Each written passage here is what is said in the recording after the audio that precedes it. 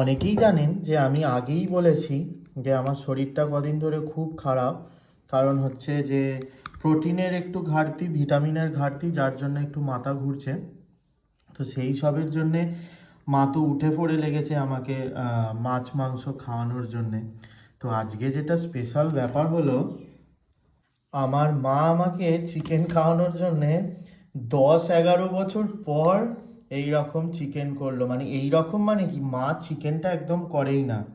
বাড়িতে গেস্ট এলে বা রবিবার করে চিকেন বা মাটন যাই হোক না কেন, সেটার দায়িত্ব থাকে আমার আর বাপির উপরে। বাপিও যদিও এখন খুব একটা বেশি করে না, আমিই করি। মানে কি অবস্থা ভাবুন, মানে আমাকে শুধু একটুখানি খাওয়ানোর জন্যে আজকে কত বছর পর, প্রায় 9-10 বছর পর আবার নিজের হাতে চিকেন বানালো, শুধুমাত্র আমাকে খাওয়ানোর জন্যে। এইটাই বোধহয় মা, আর এটাকেই বোধহয় বলে মায়ের ভালোবাসা। আমি কিছুদিন আগে একটা ভিডিও দেখছিলাম, যেখানে বলছিল যে মা বাবার ভালোবাসা নাকি তাও একটু স্বার্থযুক্ত থাকে, কিন্তু বইয়ের ভালোবাসা নাকি স্বার্থহীন ভালোবাসা হয়। মানে যে ভিডিওটা বানিয়েছে, সে যে কোন মূর্খের স্বর্গে বাস করে সেটাই এখনো বুঝে উঠতে পারলাম না।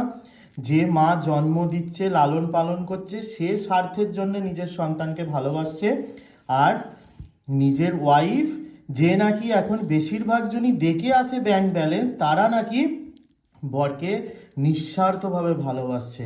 এটাও ভাবা যায়?